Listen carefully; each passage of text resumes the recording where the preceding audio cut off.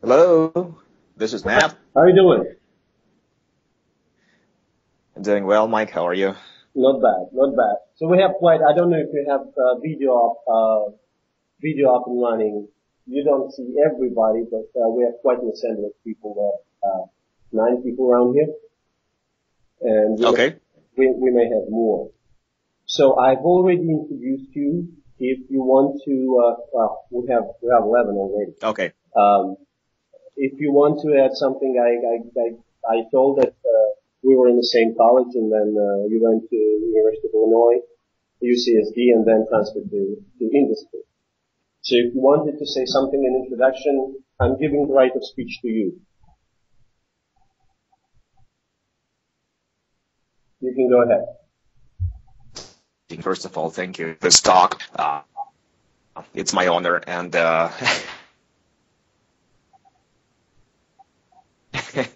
I'm glad to share my experience with you. Mike, one thing is that we might want to consider maybe switching off the video, because it seems like it's slowing down the connection a little bit. I turned it up. If that's okay. I turned it up.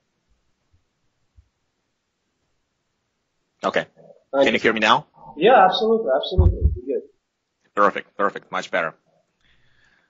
So guys, again, I'm honored to share my experience with you, and feel free to interrupt me at any time and ask me any questions. And also just to give you kind of a disclaimer, it's remember it's it's a one-person opinion, so it may not necessarily apply to the majority of the situations, but at the same time, I guess I hope it would still be useful for you in your future job search. So with that, Mike, do you want me to go through the question list and kind of start talking about those questions one by one, or what would be the best way? I think it would be a great start. Yeah, you can go ahead. And I'll pass the questions around people so they know what you're talking about. Sure. So question number 1 is, did you consider research track in academia? Yes, I did. In fact, my PhD program was specifically focused on creating academic type researchers. And the reason why I say that is because our department head would be strongly against us establishing any connections with industry. And in fact, people who were looking for jobs in industry were frowned upon, and it wasn't highly regarded at all. With that, our mentality as graduate students, and my specifically, was kind of structured and focused specifically towards research in academia. So that's a long-winded answer to the question number 1. Okay. With that, do you guys have any questions or comments? Well, nobody has any questions or comments except for me. So at what stage did you decide to kind of give up research? And well, in grad school or post-doctoral, when you have become a postdoc or later in your postdoctoral career, when you started to think about industry? I think it was happening gradually, and I think the first incident that triggered the switch of my thinking was me submitting a patent application while I was a graduate student at the University of Illinois in Chicago. And I'm not sure if you guys worked with tech transfer offices, and I don't mean to generalize, but for the most part, they're pretty useless. And if you're submitting your invention disclosure, instead of helping you out, in a number of institutions, it seems like they are creating more difficulties for a researcher.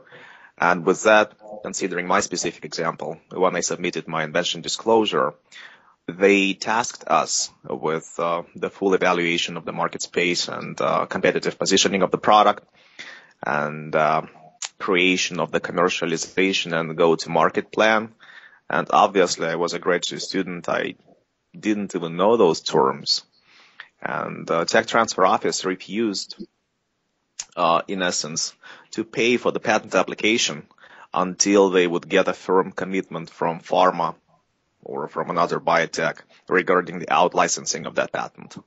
And of course, pharma or biotech wouldn't firmly commit to anything before the strength of this IP is fully explored, which means before the market is explored, go-to-market strategy, commercial potential, and things like that.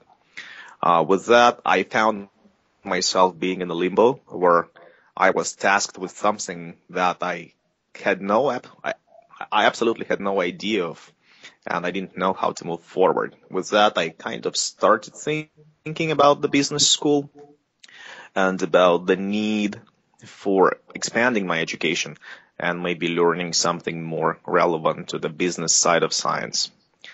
And then I graduated, found my postdoctoral position at the University of California, San Diego, and kind of started to look around. And I realized that there was this Rady School of Management. And what's good about this school is that it primarily focuses on the transition from the science track to the management track. With that, let's say, for instance, 50% of my classmates are coming either from biotech or pharma, and they are scientists. So I found that school, and I was pretty happy. And that's how my mentality continued to switch. And then rather quickly, within the first year of my MBA education, I started doing freelance consulting. I acquired all the knowledge about the frameworks, marketing frameworks, commercialization frameworks. And with that package, I was able to provide some freelance consulting services for local biotech and diagnostic companies. And that's pretty much how my mentality got shifted from the academic track to the business track. Does that answer your question, Mike? Oh, yes, absolutely. Absolutely. Thank you for those companies. What's the next one? I don't have a list in front of me now. It's somewhere in the auditorium. Yeah, I have it. Okay. So the reason why you told us when did you do that, but why? I mean, you submitted patent, so it seemed to me that it was to some extent just an accident. But what was the deep thing? Why did you go through research? You weren't satisfied in the research environment? I was pretty satisfied. And besides my shoulders and my thumb getting numb from pipetting all the time, I was pretty happy.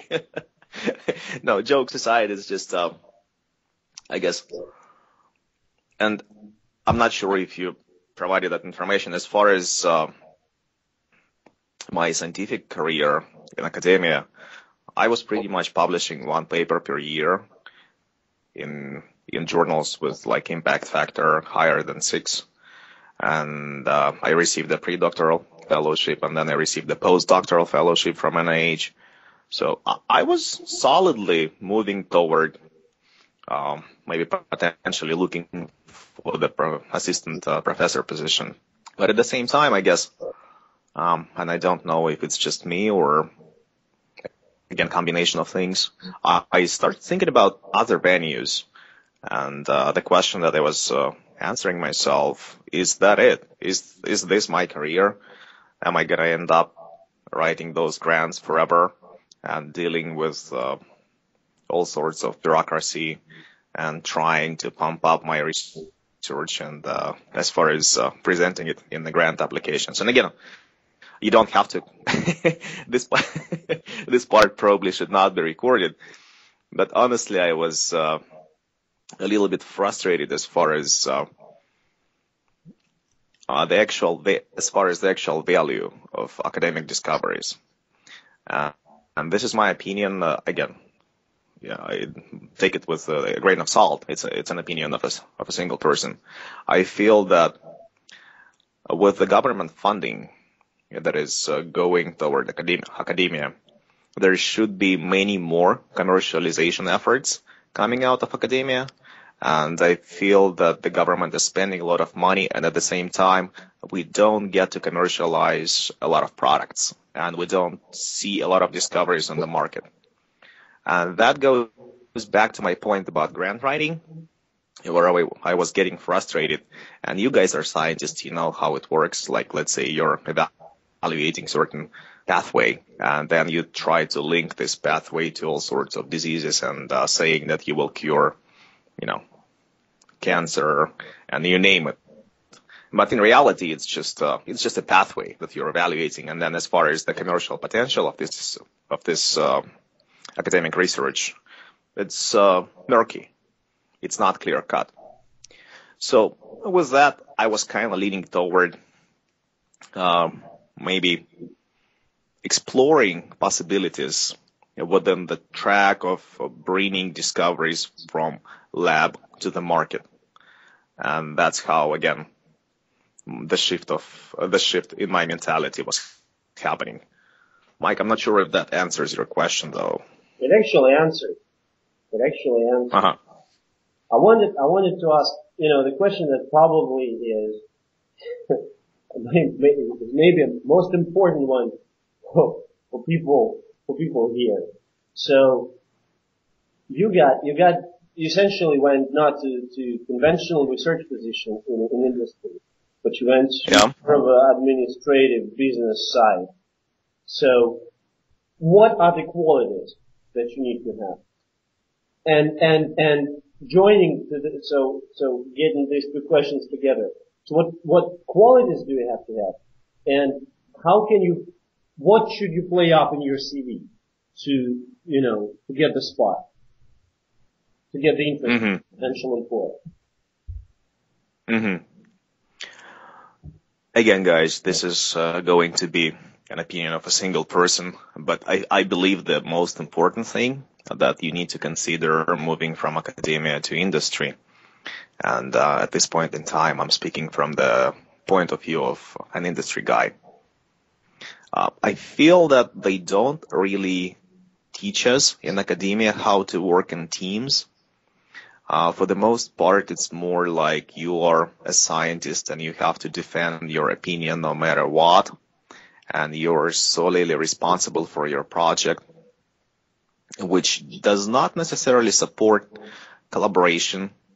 It does not necessarily develop the skills like networking, being able to brainstorm within the team, being able to give up your idea, and being able to do something that is beneficial for a team as a whole, not necessarily for the individual.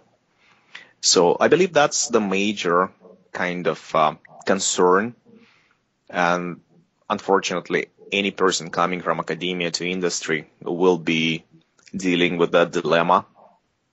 And it will be up to you guys during your interview to position yourself as a person who is first of all, as a team player, and then secondly, as a person who is able to work on different teams, and who is able to give up his or her own idea for the benefit of the team. That is, I believe, the major point that I wanted to make, and that goes back to Mike's question about what kind of qualities are valued working with or are important. People, I believe, comprises roughly 60-70% of the work. And then it's not about how smart you are, really. It's not about how energetic you are. It's more like how will you be able to defend your opinion without offending anybody else, and with continuing having good relationship with all the team members. That is, I believe, one of the most important things. And also another thing that I wanted to bring up to your attention is the ability to network. And this is something that doesn't really come naturally for the most scientists. And that is, I believe, just the nature of our scientific training. And by no means I mean to generalize. And there is a number of people who are very good at networking. I wasn't. There is still a lot of room for improvement for me personally, but I guess the point what I'm trying to make is that, and again, this is just my specific example, the way we were trained during our PhD program was such as you just do you work hard, and then eventually you'll get rewarded. The job will find you. Unfortunately, this is not the case anymore, especially in this economy. There is no job that is just sitting there and waiting for you. You have to be extremely proactive to find that job. And for the most part, jobs are filled through networking, not through online applications, and not through, recruiters might also help. Networking, I mean, let's say if you're at the conference, just go to all those happy hour events, go to the posters, try finding people from industry, approach them, and just try to learn their needs, try to understand what they're looking for, and try to develop a relationship. And also, I guess with that, since they didn't really teach us how to network, it's not considered a very good business tone, if you will, if during the first discussion you ask a person if they have any positions available. That is frowned upon, and people usually get turned off by that. So unless you absolutely have to, I would suggest not doing it during the first conversation. And I would suggest to exhibit a sincere interest in the person, and maybe even trying to connect with the person on a personal level. Like, I don't know, what kind of wine does that person like, and things like that. And then once you establish that relationship, believe me, if that person sees anything, he or she will let you know immediately. With that, going back to Mike's question about resume. The most important thing about resume in my mind is that I personally prefer to keep it relatively short. For instance, my resume is only 1 page. And the reason for that is that recruiters or hiring managers don't really have enough time. And also, there is a point that a lot of them are making, which is if you're not able to tell me why you're good for that position on a single page, that means that you're not good for that position. So they feel that 1 page should be enough, especially for people who are early in their career, like us. That's point number 1. And that's, again, I'm speaking about the business side of industry at this point in time.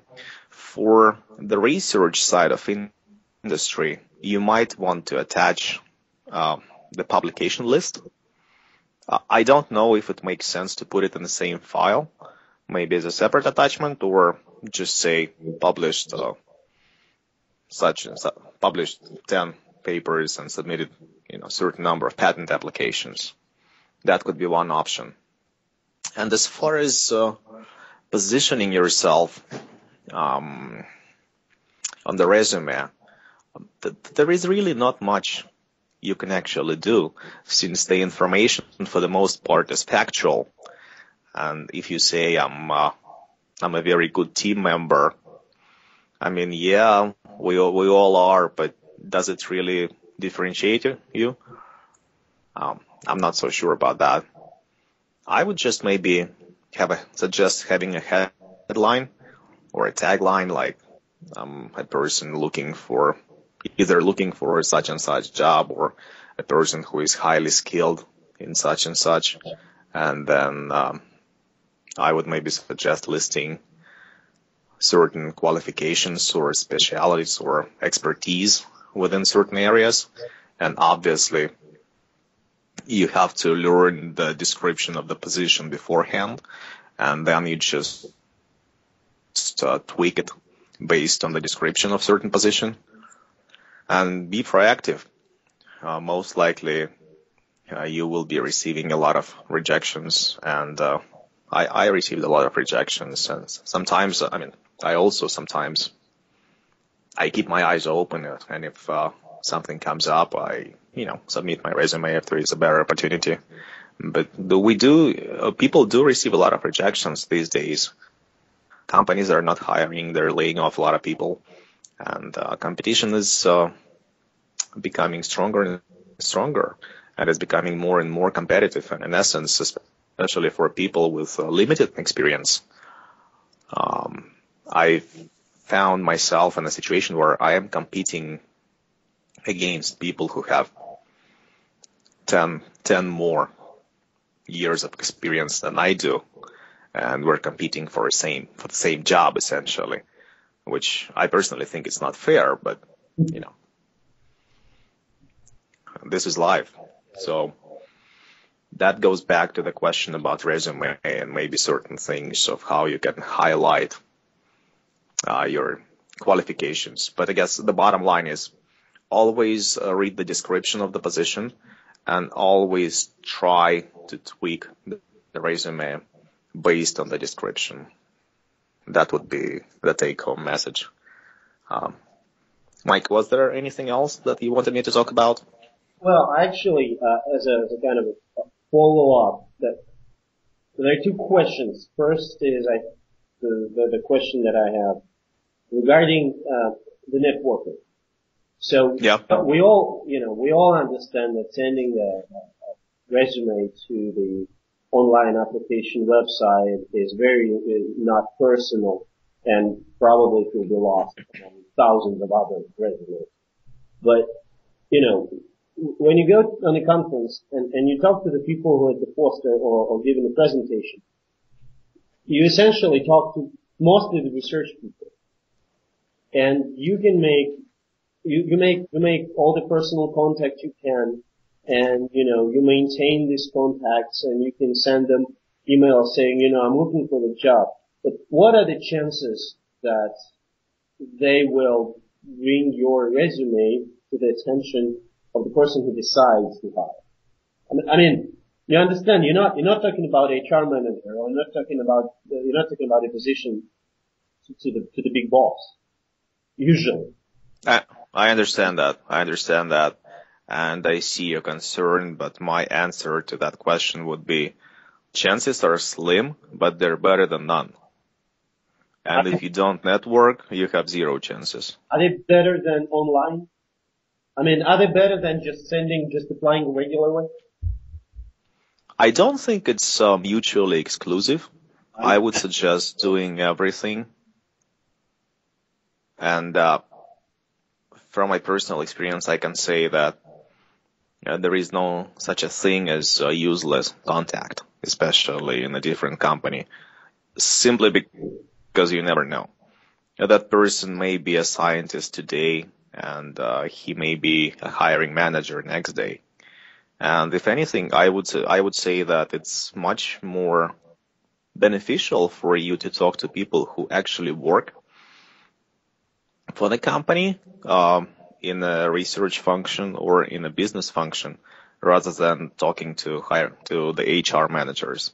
Wow. In my experience, talking to the HR managers is for the most part useless. Their job is to screen the candidates and to look for the red flags.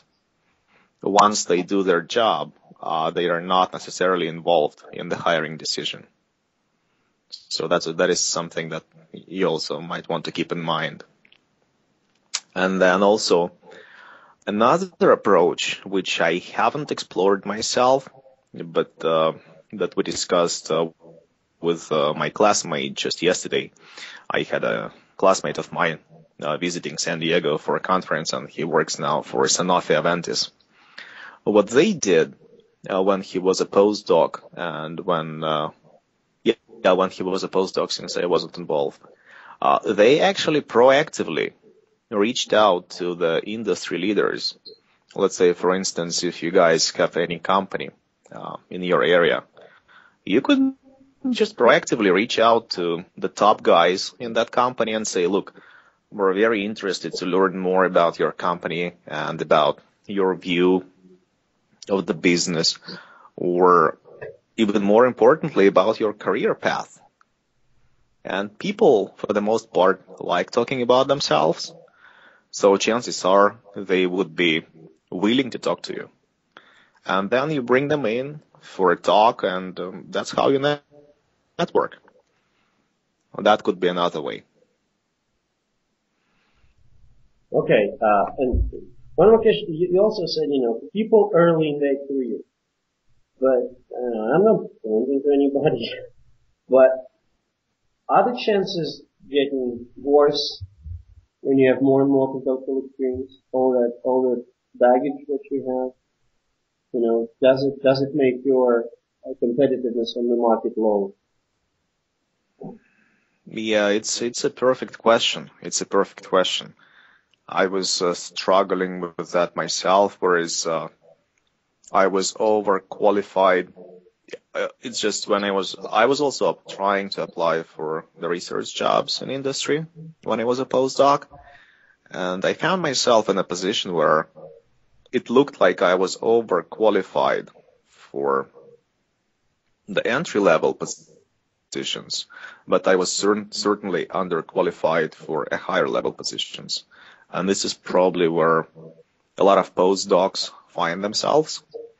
As far as your question, I guess what you're asking me is whether continuing your postdoctoral education is a beneficial thing for your career if you want to make a move, or if it, in essence, will eventually, the longer you stay as a postdoc, the tougher for you will it be to get into the industry.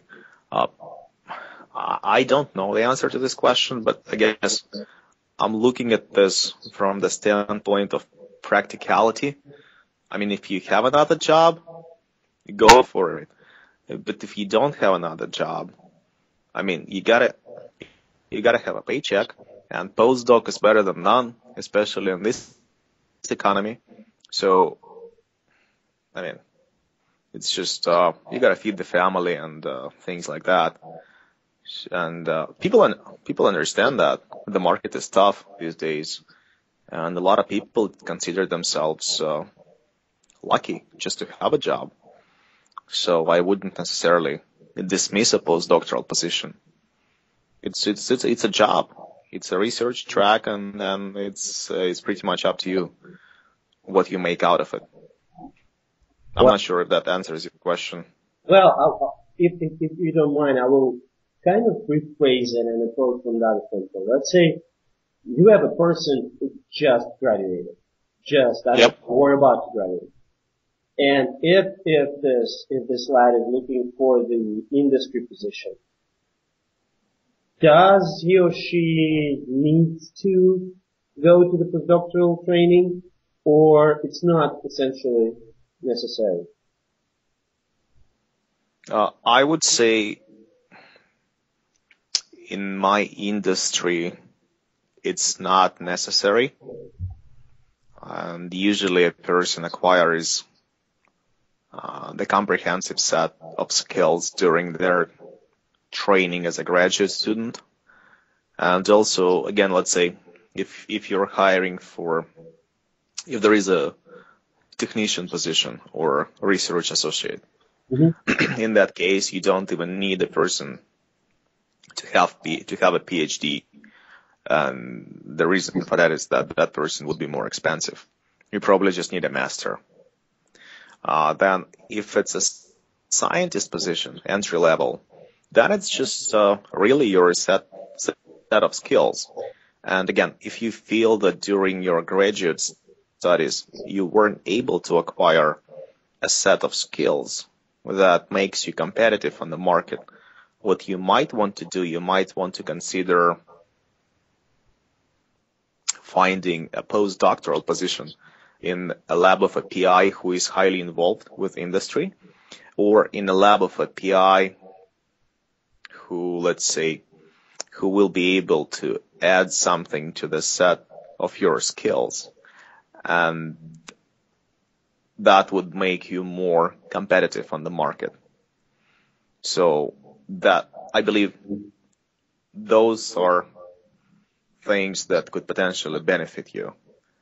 But then as far as your question, would you be looking for a person who has a postdoctoral training? And let's say if you have two candidates, I would say I would be looking at the skill set, and I wouldn't really care about the postdoctoral training.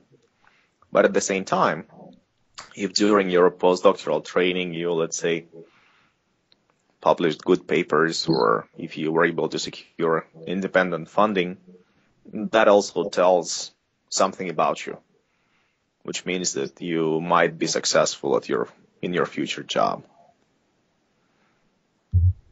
Okay, yeah, you actually answered the question, and I think it was quite important to know a little bit better. Well, what do you, since you saw both sides, you saw industry and you saw academia, what are the biggest differences? You partially answered that already about teamwork, but, well, we're not talking about salary now, but what other things that you could think about that are different, I mean significantly different? You wouldn't expect them to be different. You know what I'm saying? Yeah. Well, I mentioned teamwork already, also being results-driven rather than process-driven. And I know to a certain extent in academia they train people that you kind of have to publish papers. In industry, it's not necessarily about creating something abstract, if you will, which is novel, but more about achieving certain goals. And normally a manager would outline the scope of work, or would outline the goals for you for the year or for the quarter. And then you would just follow the procedure and you would try to reach and to kind of finalize all those projects. But then also, a lot of times I've heard from hiring managers that they want people to be able to give up their projects if there is a need for a company. I personally don't see any problem giving up the project, but they say a lot of scientists are sometimes have difficulties kind of giving up a project on which they've worked already for, let's say, a year or two. So that's that. And then just having a positive energy all the time, but that applies to pretty much any job. Yeah, I think that pretty much covers all the aspects that in my mind are different between academia and industry. Well, there is another question that actually I needed for some time, but when you were in the transition from academia to industry, what was the hardest thing to get used to? What was the hardest? I don't know how to put it out, but if you have decided for yourself, okay, I'm going to go to industry and you started to work this way, what was the main challenge?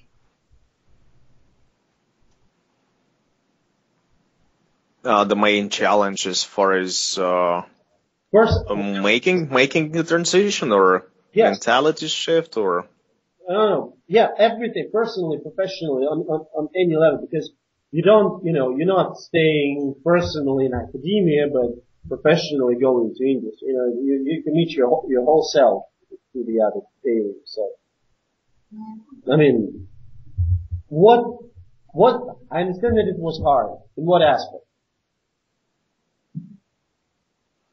Well, I guess nobody has any idea in this room whatsoever. Believe me, nobody. Well, it's a very good question, and I guess it kind of evolves from my answer to the previous question.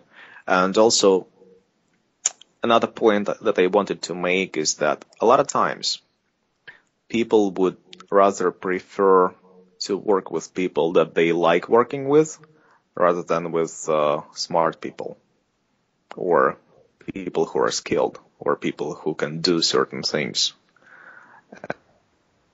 And what I'm alluding to is the fact that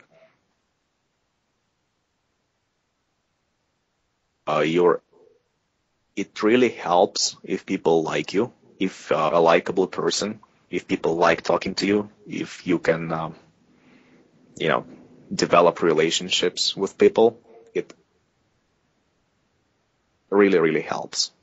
With that, as far as what was the main challenge for me, the main challenge was being able to network, and the main challenge was being able to cold call a person and try scheduling a meeting or showing up at the meeting with a person that you've never seen before, a person that you just sent an email to asking for a meeting, and then you show up. Oh, actually, that's another point. What you could do if you're traveling for conferences, or if you're visiting some cities, what you could do is you could schedule a so-called informational interviews. What that means is that you are not necessarily applying for a job, but what you're trying to do, you're trying to learn more about the company and about the company's needs. So you could just send an email to, let's say, you could say send an email to the HR person. I'm not sure if it would be helpful, but what would be helpful if you could find a name or an email of a person who is a manager and just tell him, look, I will be in town. I would love to learn more about your career track and about the company. Would you mind meeting me briefly for, 15 minutes? And then you just meet with a person and you try developing a relationship. It's for the most part, it's for a person with a scientific background, it might sound unnatural, but you got to be able to sell yourself, and it's all about selling your skills, selling your likability, selling your qualifications. And going back to your question, that was the most difficult part for me, and it comes with experience. So I was basically just pushing myself. I had no other choice but trying to meet with those people and create relationships and maybe work on some projects for free, of course, since I didn't have any experience. But then once you establish your reputation and if they're happy with the deliverables, then you can start talking about some payments, or even if they don't pay you anything, you can still put it on your resume, which is good. Okay. In your specific situation, what you might consider doing is maybe, again, I don't know if you guys have any biotech or pharma in your region, but if you do, you might want to reach out to them and, say, look, we can help you out with such and such for free. Just we want to learn and we want to provide some value to the company. What can we do? And I don't mean to say that you will receive a positive feedback in 100% of the cases, but it's a numbers game. The more you try, the better the outcome will be. Okay. Well, there's also I have a question. I'm kind of jumping from this topic to another topic. So when you apply for the position in industry, two questions. First, how is important the name of the place you're coming from? And in addition to that, so you have started to receive your MBA, to get your MBA degree while you were a postdoc, right? Yep. Again, when people will look at your resume, what's more important? That you have an MBA, or where did you get your MBA from? I'm putting it not really clear, but you know what I'm saying? Yes, I do. I missed the first part of the question. Okay. So, how important is the name of the place? So basically now we're talking about pedigree. Yep. Yeah, well, I feel it's pretty important. It's pretty important, and I unfortunately don't have a very good pedigree. I mean, UIC is a good university, but it's far from being, an Ivy League school. The Rady School of Management is a new business school. Right. UCSD has a good name. It's a good research institution. School of Management at the same time just received its accreditation, and that kind of is a good segue to talk about the network again. And what I'm alluding to is that, let's say, if I'm applying for a job in GSK, Pennsylvania, I'm competing in essence with people from MIT, Harvard, Wharton, and all those established business schools. I'm not so sure if the name of my school will be very helpful. I mean, MBA is MBA. And then if you do have a substantial alumni network, that helps. The name of the school, yes, it does help, but I would say that the name of your PI is more important than the name of the school. And then as far as the ways of how you can, mitigate the potential negative effect of not having the top 10 school name on your resume is, just let's say if you're able to secure independent funding, or if you're able to win competitions, or, anything helps basically. And there is not much you can do about it. There is not much I can do about my pedigree.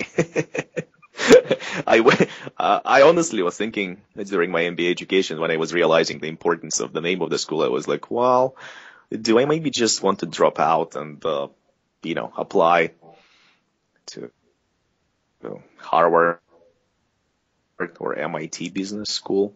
But then I was like, well, this school is really convenient, and there were some other considerations as well. But yes, it's pretty important. Yes. We have a question. Yes. Or do you recommend to see the name of your PI next to the school? Did you hear the question? I'm so sorry. I'm so sorry, guys. I did not. The connection wasn't very good. Mike, if you could repeat the question, that would be really good. Absolutely. Okay. So the question was, when in your resume, is it worth to put the name of your PI next to the name of the school because of the importance of the PI? Oh yeah, absolutely. Absolutely. If you feel that your PI is a thought leader within the space, absolutely. Okay. I also have a very, very, very ground level question. Sure. What about the workload? Because, I don't know can you compare your workload in English with the workload of the postdoc?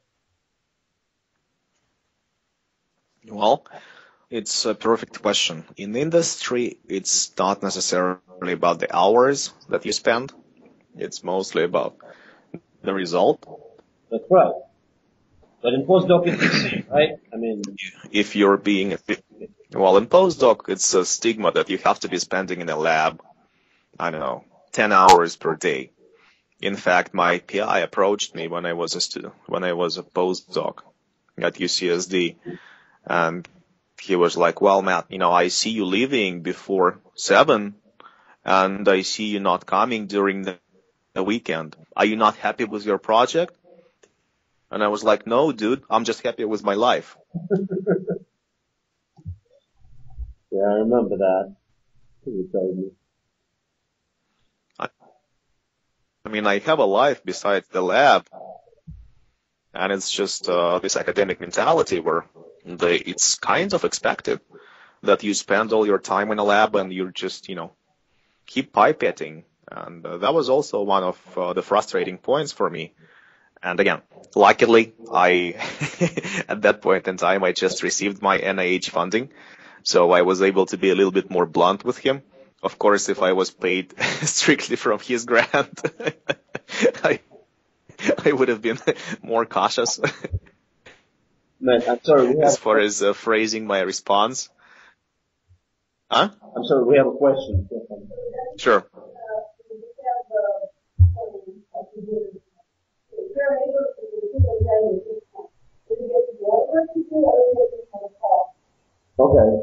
Okay. Here's. I think it's a very, very, very good question. So let's say you have a work plan for a year, but you were able to fulfill all the obligations in 6 months. Does it mean that you will have additional workload on another 6 months, or you will be able to kind of, slack down a little bit? Well, it's a perfect question.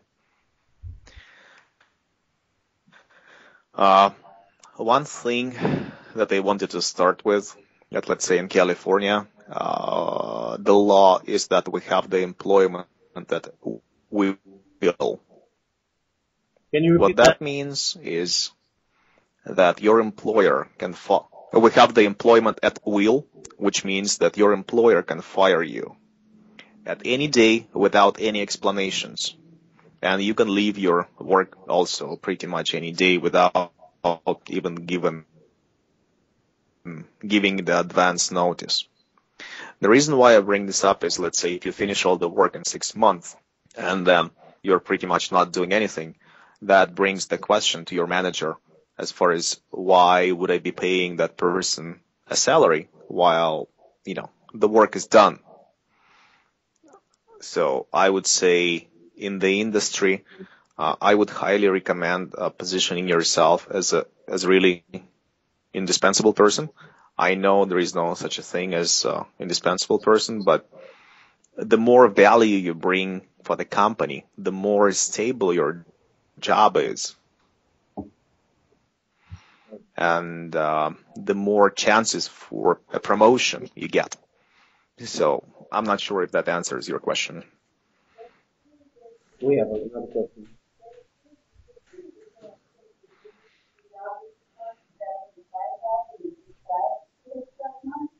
Okay, to clarify the question regarding the same matter.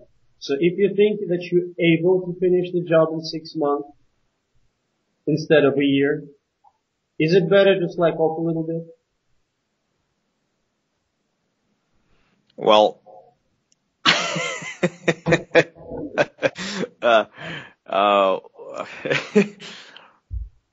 no. People are smart and people see the quality of your work, and people, chances are your manager was in your position, some time ago, and chances are he or she remembers everything. And you will be judged by the amount of your effort and by the value that you bring to the company. And that's, again, this is a very important kind of issue that I wanted to bring up with you. That is why a lot of people that are coming from academia are not very highly regarded in industry. And the thing is that in industry, it's all about the cost savings. It's all about the efficiencies. And honestly, if I'm hiring a person and if that person, is not trying to go above and beyond his or her job duties on a daily basis, if I see somebody else on the market, there is nothing that would stop me from, just getting another person for this position. It's pretty much survival for the fittest.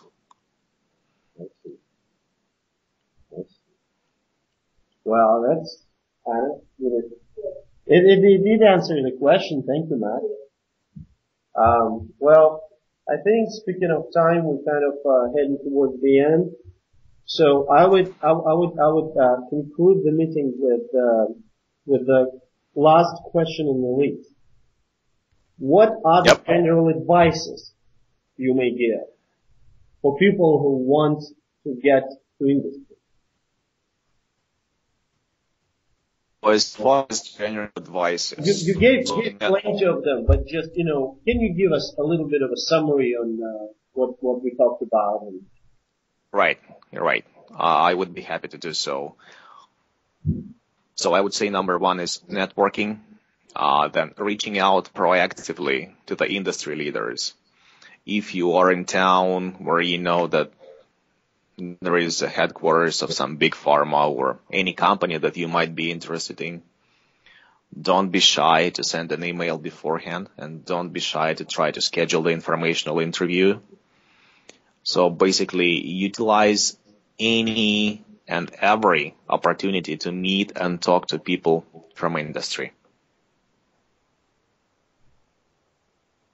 Okay. As it sounds. And that would be kind of my main advice as far as summarizing. And then if you feel that you're lacking in certain aspects, let's say networking or communications or, you know your strengths and you know your deficiencies. Try working on them and try improving them. And again, we have only one life. It's pretty short. So you might as well try something if you want to do something. Okay. What's the best part of working in the industry? Did you What you're enjoying most about it? I didn't. If you could repeat it, that'd be good. So sorry, I didn't believe it. But what's the best part of working in industry? What do you enjoy about working in industry?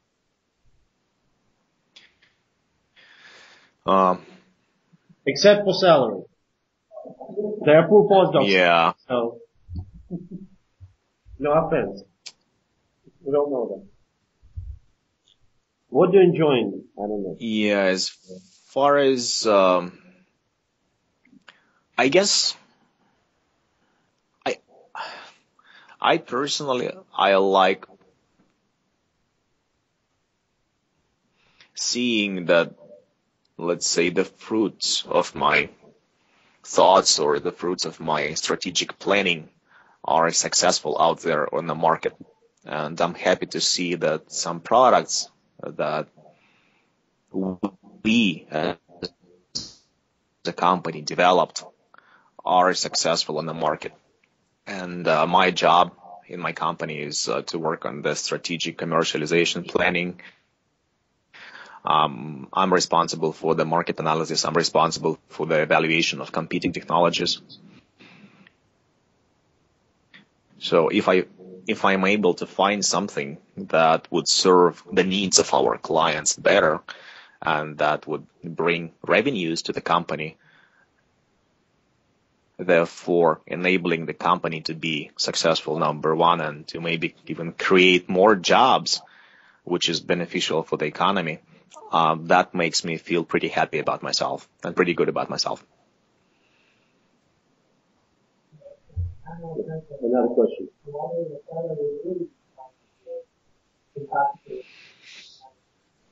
Research scientist? Matt, there's another question. So what is the salary range for the research scientist in industry? We're definitely now talking about the research position, not the administrator. But do you happen to know? I would say you guys will be looking at the salary range somewhere between 80 and 110. And what you could do, there is a website, I think it's called salary.com. And then what you could do, you can input the location and then your position title, and it would give you the average salary and the range. But I believe in San Diego is somewhere between 80 and 110, depending on your qualifications. Okay, thank you.